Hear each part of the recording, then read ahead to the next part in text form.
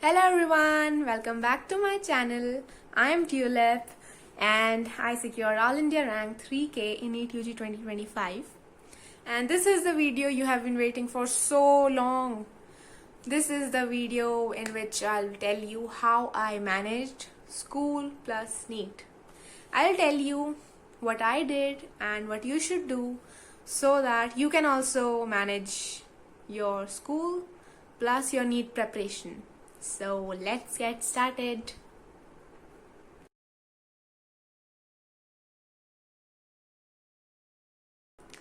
Okay, so I'll be telling you first of all my day routine. What I would do in a day. See, I would wake up 1 to 2 hours before going to school. I would get ready and eat breakfast or do whatever my routine is. And then I will solve questions in the morning. जैसे सुबह सुबह मैं थोड़ा school जाने से पहले अपना time बचा लेती थी कि मेरे पास थोड़ा सा पढ़ने का टाइम हो, फिर मैं स्कूल जाती थी. सुबह मैंने कोई चैप्टर पढ़ लिया, जैसे बायो की एनसीईआरटी का एक चैप्टर रीड कर लिया. जो भी आपका चैप्टर चल रहा है एनसीईआरटी रीड कर ली, सुबह सुबह एनसीईआरटी से वो चैप्टर पढ़ लिया, या फिर कोई क्वेश्चन पेपर ले लिया, उसके सारे क्वेश्चन सॉल्व कर लिए.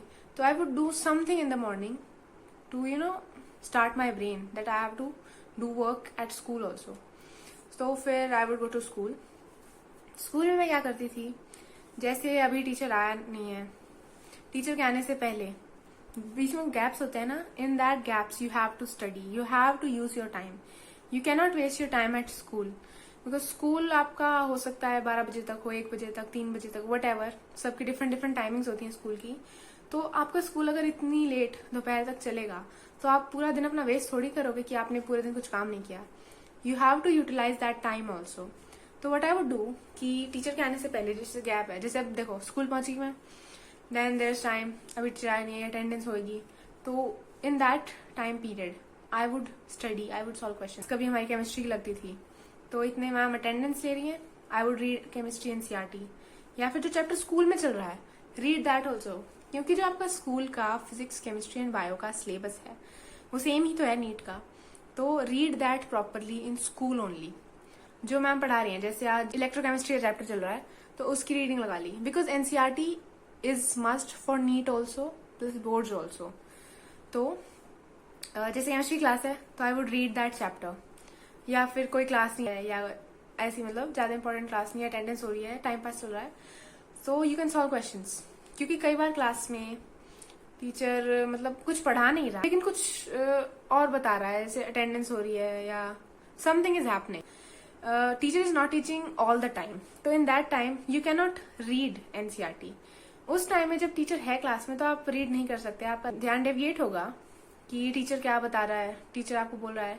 सो in that time you can not read, in that time you have to solve questions. तो उस डिस्ट्रैक्टिंग टाइम में I can not read, I would solve questions. I would take question paper with me. मैं कोई भी mock test या question paper ले जाती थी, या कोई क्वेश्चन की पतली सी बुक ले जाती थी, या फिर कुछ भी मैं क्वेश्चन सॉल्विंग का मटेरियल ले जाती थी अपना पतला सा छोटा सा. रीडिंग में आपको क्या चाहिए होता है, फोकस. तो उस टाइम में आप कुछ पढ़ नहीं सकते, आप क्वेश्चन सॉल्व कर सकते हो. मैं फिजिक्स क्वेश्चन सॉल्व करती रहती थी, क्योंकि बायो में भी थोड़ा सा ध्यान चाहिए होता है सोचने के लिए कि which is this what ever. Physics में सॉल्विंग होती है तो आपने क्वेश्चन पढ़ लिया, फॉर्मूला लिख लिया, फिर आप उसको सॉल्व करके टीचर पे भी ध्यान देते हुए क्वेश्चन सॉल्व कर सकते हो. तो स्कूल के उस टाइम को आप ऐसे यूटिलाइज कर सकते हो. फिर बीच में जब फिर से अब एक पीरियड ओवर हो गया, फिर टीचर जा रहा है, तो या फिर अगर आपकी कोई फिजिक्स की, केमिस्ट्री की या बायो की क्लास लग रही है तो उसमें तो उसी सब्जेक्ट का पढ़ो. इंग्लिश की या आपके ऑप्शनल सब्जेक्ट की क्लास चल रही है तो उसमें आप कुछ और क्वेश्चन, उसमें आप क्वेश्चन सॉल्व कर सकते हो, उसमें आई वुड सॉल्व क्वेश्चंस.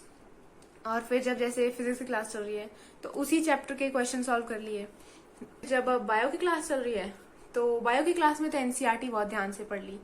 जैसे स्कूल में मोस्टली एनसीईआरटी पढ़ाते हैं बायो में, तो जैसे जैसे मैम एनसीईआरटी पढ़ा रही है तो एनसीईआरटी पढ़ ली. वैसे मेरे पास मैथ्स भी था एडिशनल सब्जेक्ट में, तो I would attend maths class. So in maths class also I would solve questions of maths, या फिर बीच बीच में बायो की एनसीईआरटी भी पढ़ लेती थी. आप स्कूल जाते हो तो इंग्लिश या ऑप्शनल सब्जेक्ट में या फिर फ्री पीरियड में you have to take something with you.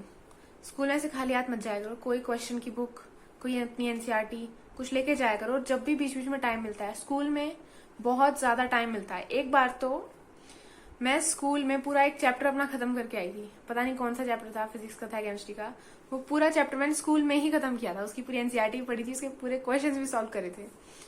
तो देखो स्कूल में बहुत टाइम मिलता है, you have to use that time. So what you have to do, you have to read your NCERT, you have to solve questions.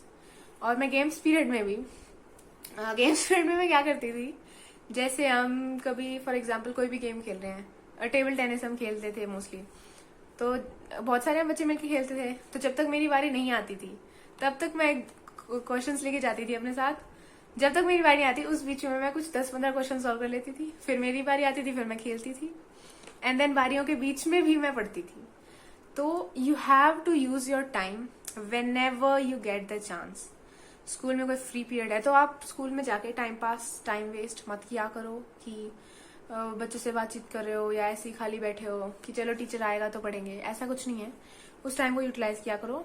और जो teacher school में पढ़ाती हैं, physics, chemistry and bio specially, उसको ध्यान से पढ़ा करो। जो भी वो पढ़ाते हैं वो भी बोर्ड्स के लिए इंपॉर्टेंट होता है और उनकी एक्सप्लेनेशन भी अच्छी होती है, उस पर फोकस किया करो।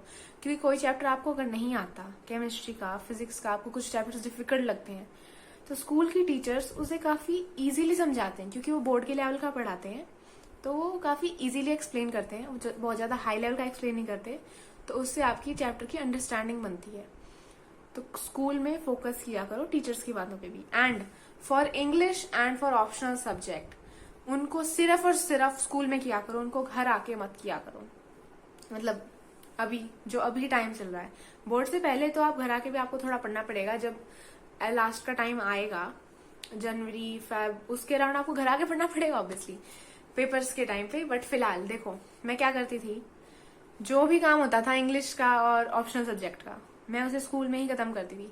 इंग्लिश में मैम ने आज जो चैप्टर कराया उसको वहीं रीड कर लिया ताकि मुझे उसकी स्टोरी पता चल जाए, क्योंकि आपको इंग्लिश में स्टोरी पता होनी चाहिए चैप्टर्स की, आप फिर उसको रिवाइज कर पाओगे। पेपर से एक दिन पहले भी पढ़ के हो पाएगा कि ये चैप्टर मैंने पढ़ा हुआ है, इसकी ये स्टोरी है, फिर आप आंसर बना पाओगे। तो इंग्लिश में आपको क्या करना है, मैं उसी टाइम जैसे चैप्टर पढ़ा रही है मैम, थोड़ा सा टीचर स्लोली पढ़ाते हैं, एक्सप्लेन करना होता है क्योंकि उनको, तो मैं पढ़ाते पढ़ाते ही पूरे चैप्टर की रीडिंग लगा लेती थी और बीच बीच में सुन लेती थी मैम क्या समझा रही है। एंड देन क्वेश्चन आंसर हमें नोटबुक बनानी होती थी। हर स्कूल का अलग सिस्टम है कि आपको नोटबुक बनानी हो ना बनानी हो, तो मोस्टली आपको नोटबुक्स बनानी होती है, इंग्लिश के क्वेश्चन आंसर लिखने होते हैं, तो वो मैं सारे स्कूल में ही लिखती थी A to Z। मैंने एक भी दिन घर आके कोई क्वेश्चन आंसर नहीं लिखा, कभी भी नहीं लिखा। मैं सारे इंग्लिश के क्वेश्चन आंसर सारे स्कूल में ही खत्म करती थी। जब मैम होमवर्क देती, जैसे मैम जब ग्रामर कराती थी, तो जैसे एक लेटर राइटिंग स्कूल में कराया, एक हमें होमवर्क में देती थी, तो वो भी मैं वहीं लिख के रखती थी। तो आपको जो होमवर्क हो, जो टीचर चेक करेगी, कल नोटबुक चेक करेगी, तो उसका प्रेशर घर पे मत लेके जाया करो, क्योंकि आप घर पे आके नीट की तैयारी करोगे या जो भी फिजिक्स, केमिस्ट्री, बायो, वट आप क्वेश्चन सॉल्विंग आप अपने चैप्टर्स करोगे, तो आपके दिमाग में एक वो स्ट्रेस भी रहता है कि कल मुझे स्कूल जाना है, मेरा होमवर्क कंप्लीट नहीं हुआ, मैम नोटबुक चेक करेंगी, मैम मुझे सुनाएंगी, ये सब होगा। तो चाहे मान लो नोटबुक का कोई यूज ना हो, कंप्लीटली यूजलेस हो नोटबुक, बट स्टिल एक जो आपके माइंड में एक स्ट्रेस रहता है, उससे आपकी प्रिपरेशन, आपका फोकस हैम्पर होता है।